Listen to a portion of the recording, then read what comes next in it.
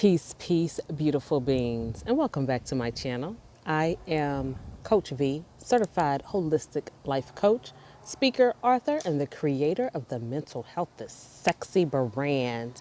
You want to know why I'm hiding behind my fan? And why my hat dipped low? And why I'm wearing all black? Because today's topic on the 9th episode of Coach Vee's Mental Health Mukbang has to do with death, funerals, and why black people don't like to talk about it. So before we get started, hello and welcome. I flipped my fan closed off camera. Let me see if I can show y'all. Hello and welcome. If you are new to my channel, I am Coach Vee, as I mentioned before. And if you are returning, welcome back. So the dip of the hat is important. However, it's creating a shadow and y'all can't really see my pretty face. So let me just give you a glimpse so you can see the look. Okay, we're gonna fold that back down because now the sun was like piercing through my pupils. All right, so Coach V's Mental Health Mukbang is where I have a candid conversation about mental health while enjoying a meal. Today is Sunday, which means again I'm a day behind on recording since I usually upload on Tuesdays, Thursdays, and Saturdays. So today being Sunday, I'm cooking a pretty nice sized meal for my family later on. So for now, for the mukbang, I just have a simple homemade salad that I'm going to be enjoying and crunching all in y'all ears because I got earbuds on today. And I'm sitting outside in the backyard, soaking up the sun with my black on, because we are talking about death and funerals. And as I mentioned, why black people don't like to talk about it and the mental health opinions that I have surrounding that. So before we get started, this is not a sponsored video because this is a salad that I've made in my kitchen to enjoy while I talk to you all today. So I have some romaine lettuce.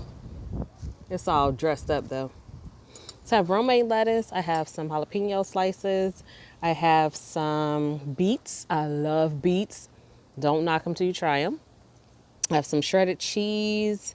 I have some green olives, and they're not even sliced, like they're the whole green olives. Oh, and I have some Italian dressing, and then I have this Simple Truth plant-based Caesar dressing that I got from my local Kroger. I actually purchased this dressing for my oldest daughter who loves Caesar salads. And so I was trying to make some for her at home. And I thought this would be a cool dressing to try out, and she hated it. So now mommy has to eat it so I don't waste my money. And then of course, if I'm having salad, I'm drinking my trusty bottle of water. So if you are seeing this video and you would love to be a sponsor of a future episode of Coach V's Mental Health Mukbang, and you're in the Cincinnati area or surrounding areas, visit my website at www.coachvmp.com to express your interest. And of course, I will have this information in the description box as well. I will shout you out during the video. I will ask you to help share the video when it is uploaded. And we are all here about supporting and bigging up one another. And it creates a village to build a brand, right? So I am partnering with some amazing entrepreneurs. I'm reaching out to some restaurants. So if y'all some restaurants and y'all see me and y'all want to help a sister out, visit my website again at www.coachvmp.com. Okay. Yeah, so this sun is like directly like right here. So as long as I keep the hat like this, I'm good. But if I pop it up, like baby, oh goodness, it's bright light, bright light. So if I keep it like right here, it's folded perfectly. Okay, so let me first share a little credential. So prior to me deep diving into being an entrepreneur and building a brand for myself, I spent 8 years in the funeral industry. At one point, it was one of the largest funeral homes in the city I live in. At one point, they were the largest Black-owned funeral home. And so for 8 years, I was their licensed insurance agent, and I sat down with families and talked to them about making funeral arrangements in advance. So my title changed throughout the years. I was always the insurance agent, but sometimes I was called the pre-planning agent, the funeral service advisor, the pre-planning lady. Like I was just called so many different things during my tenure there. But it all boiled down to I met with families to help them pick out items for their funeral services before someone transitioned. So sometimes I would sit with a husband who was coming in to plan for his wife or vice versa. Sometimes I sat with a grandchild who was coming in to make plans for their grandparent. Sometimes I sat with a niece who was planning for her aunt or uncle. And sometimes I sat with the person themselves. So it wasn't always people who were like sick or had a terminal illness. Sometimes it was people who were just like, okay, I'm getting my affairs in order so that my children or my spouse won't have to worry about it when it's time, or, I'm getting up in age and my health is declining. There was different reasons why people made the responsible choice of going ahead and making their arrangements in advance. So not only did I do that, I also assisted on funeral services. So whether it was one of my clients who pre-planned that passed, or whether it was just another family that walked into the funeral home, I would drive the hearse, I would drive the limousine, I would help set up for the funeral service at the church or in the funeral home. I would help the family when they would come into the funeral home prior to the big service, when they would come into the funeral home and have like a private viewing just to see how their loved one looked. I would, help with that as well. So I was pretty well versed on the ongoings of the funeral home. So I spent a lot of time talking about funeral services and planning. And even after the service, I was a part of what we call the aftercare program, where I would contact families over the phone or in person, whatever their comfortability was, and just check on them. Check on them for the business to make sure they got what they needed, death certificates, and was the limo on time, and was it clean, and was the funeral director accessible. But then I will also check on their well-being. Are you eating? Suggesting some hobbies to get to, giving them resources as far as they wanted to donate clothing or cards or furniture of their loved ones to Goodwill or to host a yard sale. And also would give them ideas of things that they would need to cancel. So whether it was gym memberships, credit cards, recurring charges like Netflix or water bills that need to be transitioned over. So I had an array of responsibilities when I was in the funeral industry. Now, most of the families I serviced were people of color, so not just black people, but just people of color. And a few times I met with people who were not POC. The biggest thing I noticed, the difference between those two communities just in general, was that the non-people of color treated funeral planning like it was planning for college or planning for a wedding. They treated it as if it was just another part of them being responsible and planning for the future of their family, right?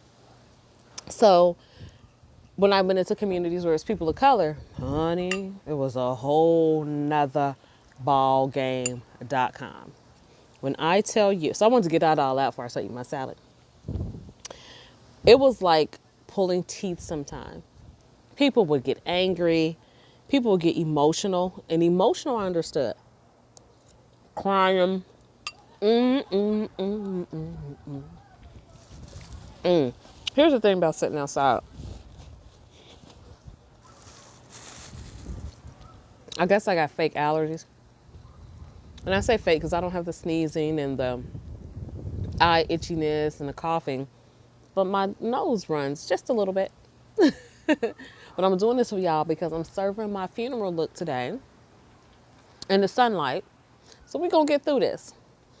But in any event, going into communities or even having people of color come into the funeral home was more often than not a challenge. Now, there were some families who were raised different and their grandparents pre-planned and their parents pre-planned. So them coming in to pre-plan their funeral or the funeral of a loved one wasn't that big of a deal because it was something their family, traditionally did as far as their legacy and estate planning. But most of my people that look like me,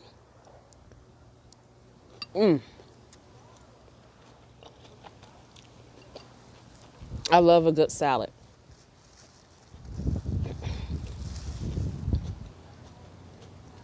I love a good salad. Most of the people who look like me would take me through the ringer, honey. I mean, it was like They knew what they were either coming into the funeral home to do or what I was visiting their home or office to do. But it was like they were mad at me for doing my job. Because I would ask every aspect about the funeral service. So we would cover the casket, the burial container, the flowers, the style of program. If they knew the picture that they want to undercover, we would get a copy of that. We would talk about the music selection, any favorite scriptures, the officiant, the location. Do you want a repass? Do you want a family car? Which cemetery? I mean, everything that how many death certificates? Do you want a notice put in a newspaper? Every aspect of a funeral service that I was educated on and professional at discussing with the family, I would cover all of that.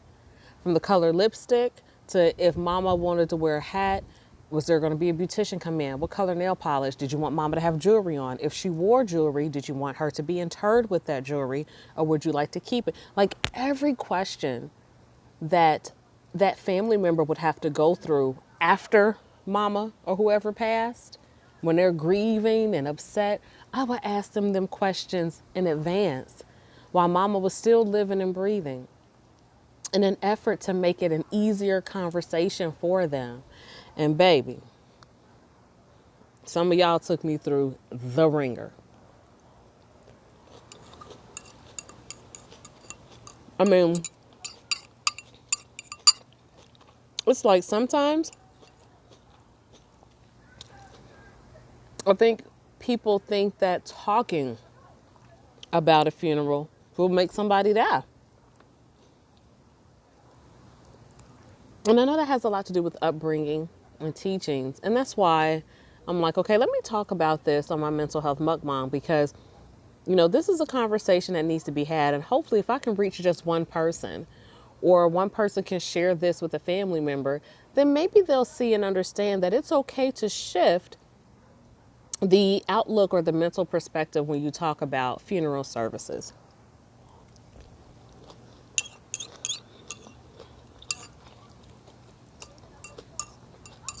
I've gotten put out of places before because my line of questioning was upsetting the person involved. And before anybody come for me, let me explain something to you. It wasn't my delivery or my tone. And I'll tell you how I knew it wasn't my delivery or my tone. So, as I mentioned, it wasn't my delivery or tone. And I'll tell you how I know it wasn't my delivery or tone. I got into the business as a believer about pre-planning. Like people didn't have to sell it to me. People didn't have to convince me. Of course, I was trained on the insurance product and funeral services, but as far as the belief in the value of pre-planning, no one, had to sell me on it. And here's why. In 1999, my mom did a pre-arrangement, right? And I was an adult at the time. And I didn't want to talk about, my mom not ever being here because she did try to include me in the conversation being the oldest. However, I wasn't trying to hear that. Nobody trying to have that type of conversation in life. So 9 years passed. In 2008, my mom passed unexpectedly. When you say devastated to get a phone call that your mom was found in her apartment dead and that she'd been there, so she's decomposed, so you can't see her. Like that is a horrible, horrible feeling to have. No one's playing a joke because it would be a cruel joke. However, to think that you just saw your mom that prior weekend, so that was like 5 days prior, to think that you wanted to go stop by and see her 3 days before you got the call and you didn't. There's so many emotions along with regular day-to-day stressors that I was dealing with personally and professionally. There was just a lot going on. So to get that phone call, to say it was devastating and hard to process is a complete and total understatement. Imagine having been estranged from your mother for 10 years, reconciling after 10 years, and having your mom for 92 days, rebuilding the relationship, saying the I'm sorries, giving hugs and being supportive, formally introducing her to your children, just, I mean, all of that. And then 92 days later, your mom is, boop, she passes. Heart attack takes her out the game. It's hard for people to talk about funerals or to plan a funeral service when their loved one is 105 years old and dies of natural causes. Like, not to minimize anyone's experience, but that scenario, you kind of know any day, your loved one's going to transition. They're beating the odds already getting past the age of 90. But to have a phone call when your mom's only 46 years old, you're just now reconnecting, she didn't have any health problems, and to find out that she passed, it is the most challenging thing to even think about having to talk about a funeral service. Right? Like, your mental and emotional state, and maybe even spiritual state, is gone. Like, it's gone. Right? So you can imagine how I felt. So when I went to the funeral home and I found out that conversation that my mom tried to have with me back in 1999, 9 years prior, that even though I didn't want to talk about it, she still went ahead and moved forward and handled her business and planned her entire funeral service out, had been making payments on it the entire 9 years, and I didn't have to come out of pocket for anything. I didn't have to make a decision for anything. She had everything outlined. That was a blessing. That was a blessing in disguise, a huge blessing in disguise. But even through all that, I know that my mom was not the norm. My mom had worked at that time at the coroner's office for 22 years. So facing death every day, facing her own mortality, it still may have been a challenge for her, but it wasn't a challenge like it is for just a regular person who's not in the death care industry some way, shape, form, or fashion. So I get that for the average person, it's a challenge to talk about death. It's a challenge to talk about planning a funeral, picking out all the details. I totally get it. My question is, though, now here in 2020, why is it still like that? Why is it still a challenge? Why do people of color, specifically Black people, have a challenge or a problem with talking about death when we know that's one of the few guarantees we have in this life? Like, that's one of the few guarantees that we have. And it's kind of played out, that whole thing about, oh, I don't want to talk about it because it's going to bring death. Wrong answer. Because every time you purchase a home, or every time you purchase rental property, or every time you purchase a vehicle, you're taking out homeowners insurance or renter's insurance or car insurance.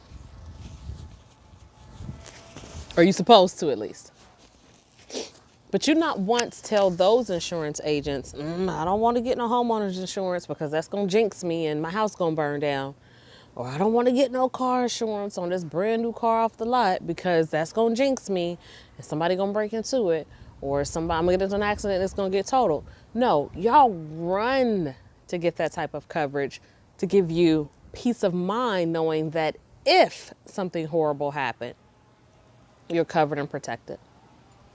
So if we can have those conversations and that mentality towards physical property, I just want to know why we can't have those conversations and mentality towards physical property, meaning ourselves or our loved ones. I'm just saying.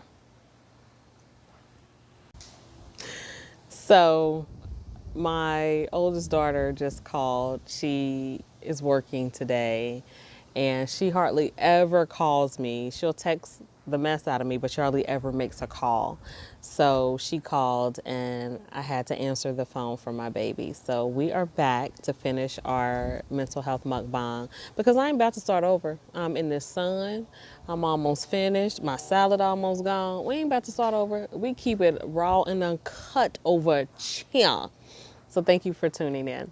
If you haven't already, make sure you subscribe to this channel and click the notification bell so that you're one of the first persons to know when I upload new content. As a reminder, my channel is all about mental health and healing without medication. And this is episode 9 of Coach Vee's Mental Health Mukbang, where we're talking about why people of color, specifically black people, don't like talking about death and planning funerals.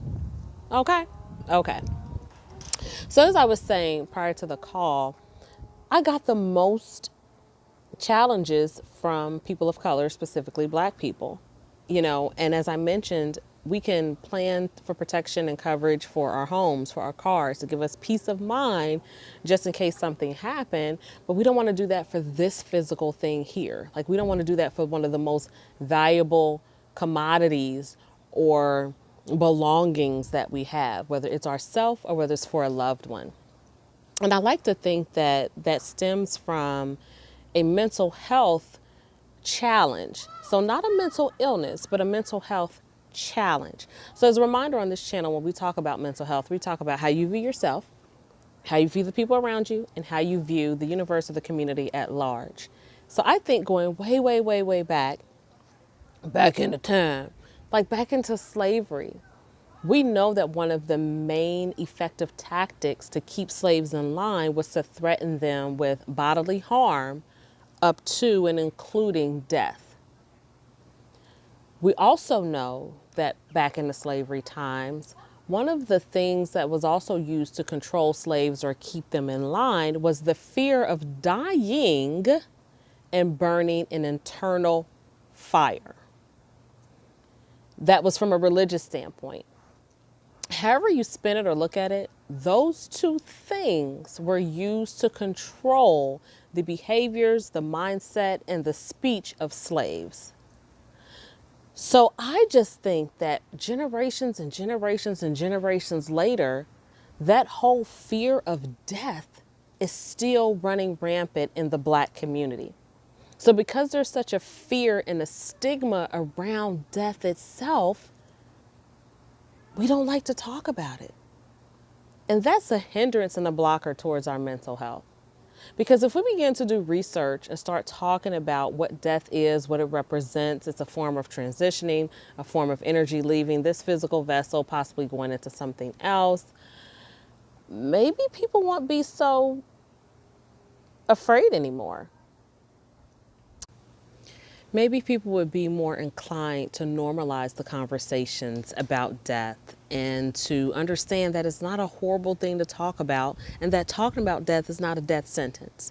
So I think that there has to be a lot of healing, generational healing that needs to be done about why people of color, specifically black people, are still so afraid to talk about death.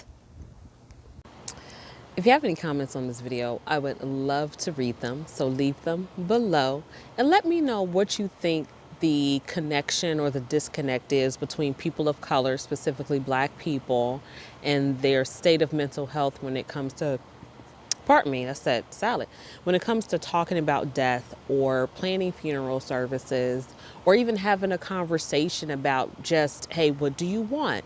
What don't you want? Do you want a repast? Do you want upbeat music? Do you want gospel? Like, I'm just curious to know what y'all think may be the thing that's stopping people of color from wanting to discuss such an important matter. I've offered what I think it is here in this video when I talked about the mental health and how it was broken down and negatively influenced back, way back in slavery, as far as death and being fearful of death and, just like it's a horrible taboo thing. Shh, don't talk about it. I would love to see, though, your comments and your feedback about it. So please make sure you leave them below. And should you be watching this video and you have specific questions about funeral planning or about funeral services, Even though I'm not actively in that field, I was there for 8 years. I still am a licensed insurance agent. So I'm still well versed in the funeral business, things to talk about, questions that you can ask when you're meeting with someone to talk about funeral arrangements. I would be happy to help you and answer questions about that. So just leave them in the comments below. Please, if you haven't already, subscribe to my channel and click the notification bell so that you're one of the first persons to know when I upload new content. Again, my channel is totally and completely dedicated to conversations about mental health and healing without medication, because we all alternative and holistic over here. So you'll be notified when I upload new content pertaining to such things. Like this video and also share it within your circle so that you can help me grow my channel. There is not a lot of mental health channels, number one. Number two, there's even fewer mental health and healing channels with a woman of color. So I would love your support in helping me spread my message and my channel. There's a playlist at the end of this video, so if you would like to check out the prior 8 episodes of Coach Vee's Mental Health Mukbang, please do so, and also like, comment, and share on those videos as well. Again, if you are a business and you are interested in sponsoring a future episode of Mental Health Mukbang, where I have a candid conversation about mental health while enjoying a meal, again, you will be able to visit me at www.coachvmp.com. Send a message of interest there, and we will get back with you and coordinate a date that you can sponsor the show. If you have any mental health topics that you would like for us to talk about or cover here on Mental Health Mukbang, or any of the other playlists that I have here on my channel, send me a message or let me know in the comments, and I will be happy to make a video just for you.